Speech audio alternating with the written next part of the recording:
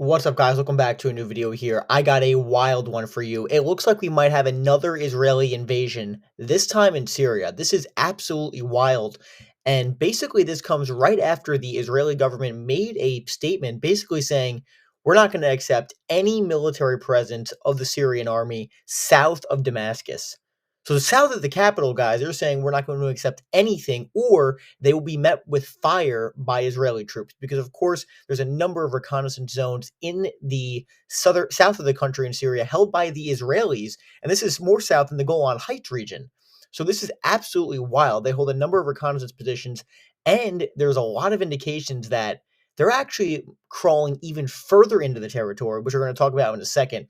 But this is absolutely wild. This article is from The Guardian. Israeli warplanes have carried out several airstrikes on military targets outside Damascus and in southern Syria as Israeli officials warned the country's army not to move south. And this comes right after the Syrian president called for an immediate withdrawal of Israeli troops. So pretty wild. And the Israelis responded by saying, okay, no, we want no military personnel from the Syrian army south of Damascus. Again, major escalation here. And it really does make you wonder with these kind of threats. And we're seeing a buildup in the Golan Heights. Look at this. I mean, reports of Israeli forces advancing into areas not previously under control in southwestern Syria near the Golan Heights. So pretty wild stuff. We're hearing more and more Israeli troops being kind of positioned in the Golan Heights here along the border. And look at this. This is to give you just an idea, a map here of where these strikes are taking place. Near the border of Lebanon and Syria, we're seeing massive strikes. Look at this image, guys. Absolutely stunning. And then even in Damascus, we're seeing airstrikes on a number of military positions from the Syrian army, on the Syrian army here, airstrikes all across the country. And look at this. This is the Golan Heights region, guys. We're seeing the blue. Again, a lot of these are Israeli reconnaissance points, which they've held for a few months. But we're also getting reports of further infiltration of Israeli forces into Syrian border towns as well, potentially setting up for a larger and further incursion into the country. So again, this is a massive escalation in the region. And again, this comes at a time, this is the Israeli Defense Minister Israel Katz said, the strikes in southern Syria, and he warned that the will not allow Syria to become southern Lebanon, basically talking about Hezbollah in southern Lebanon, as of course they are an enemy of Israel. And again, on Sunday, the Israeli Prime Minister Netanyahu demanded the complete demilitarization of southern Syria. So ordering the Syrian government to basically demilitarize entirely, or they will be met with force. And again, what does that mean? Okay, so if they don't do that, what does that mean? You're going to go into the country and take over Syria, everything south of Damascus? I mean, they're kind of implying that. And Israeli forces enter the UN buffer zone between Israel and Syria. They have remained there ever since, despite protests by Syria's new government. Again, Al Jalani, the new president of Syria, has basically been making claims for an immediate withdrawal. But the Israelis, I mean, let's be honest, they have most of the cards here. They're not going to listen to the Syrian president here. And again, Syria condemned the invasion of the buffer zone and call for an immediate withdrawal, which was met, of course, by further airstrikes. So again, the entire thing is completely wild, and it's a massive escalation. And there's a lot more going on, guys. So while we have this further incursion by Israeli troops into the Syrian, uh, further into Syria here, and but by the way, before we go any further onto the news story, this is just giving you here some of the Israeli strikes.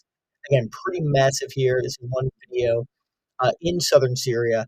So again, they're not going to allow the Syrian army, according to the Israel, to establish military positions. The question is going to be, to what means will they go to prevent this? Will they actually, do a full scale invasion of Syria here? I mean, they've been escalating their rhetoric on this front in the last few days. So again, pretty wild stuff.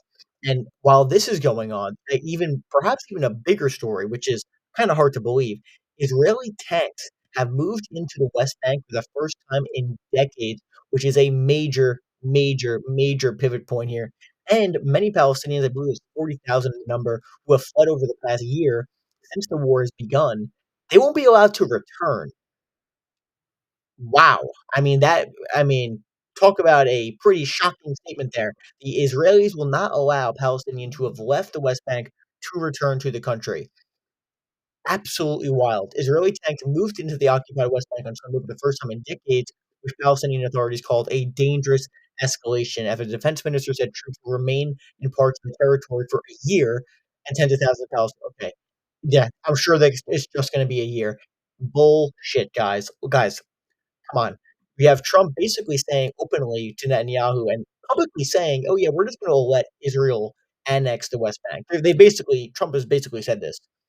So I think it's pretty obvious what the Israelis' plan here. Their plan is to obviously take over military control of the Gaza Strip, or excuse me, of the West Bank, and eventually just hold it until they're able to get formal annexation and support from the United States. I don't think that's any mystery to people who are actually following the situation. But again, it is pretty wild here that we're seeing actual Israeli tanks march into the West Bank here in terms of basically just solidifying their control over there. So it is pretty wild. And of course, again, just to be clear, the Israeli government position on this is, if you want to quote unquote increase the intensity of the activity to thwart terrorism in all refugee camps in the West Bank. Okay, you know, let's be honest. It's again, like I just said, it's pretty obvious here what the actual intention is, what the goal and the purpose of going into the West Bank here. It's a wild, wild step. And again, it's pretty shocking. And there is a reason for a lot of resentment that Palestinians have towards Israelis. It's because of Israelis basically continuing to do incursions into their territory, the West Bank, which is supposed to be their territory. So, again, an extended stay, this is the official of the Israeli government, in Palestinian territory in the West Bank. And now, this is not the Gaza Strip, guys. This is an important distinction. It's not the Gaza Strip. This is the West Bank I'm talking about here. The last one was deployed in 2002. So pretty wild stuff, and there's no question it's a dangerous escalation. But my opinion, they're just setting the stage for a total formal annexation of the West Bank and Israeli territory. So while that's going on, I mean, absolutely wild stuff. Look at this. Oh, I don't know what this is, but some advertisement here.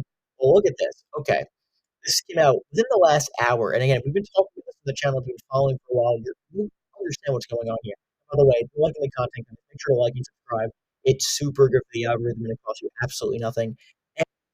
And if you do want to support the channel anyway, my Patreon link is in the description as well. That way, and Amazon products I use.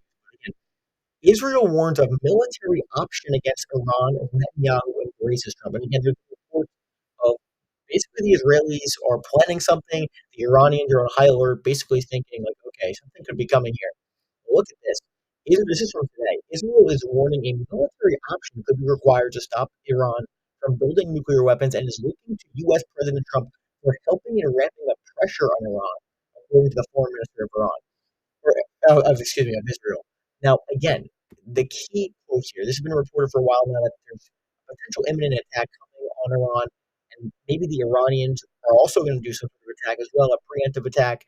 There's a lot of conflicting information. There's no question tensions are ramping up between these two countries, and it's only a matter of time before we see some sort of breaking point. I think it's pretty bleak the situation here. I'd be very shocked if some sort of deal is able to be made here, because again, Netanyahu clearly wants to go after the Iranians. And frankly, the Americans have catered to the Israelis for a while, and especially since the beginning of the Trump administration, Trump has made his position on Israel extremely clear. So it should not be a mystery to anyone what is going on here. Um, again, and now they're kind of taking the stage like, okay, we have to strike now.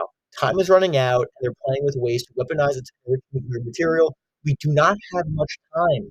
While we want to pursue a diplomatic path, the chances of such an approach being successful were not big, and that the failure to stop the program would be a catastrophe. So again, it's imminent. The attack needs to be imminent, and that is the key they are trying to emphasize. Concerning times, guys. There's no question about it. That's what I got for you guys today. Thank you guys so much for watching. Again, like and subscribe, and I'll see you guys tomorrow.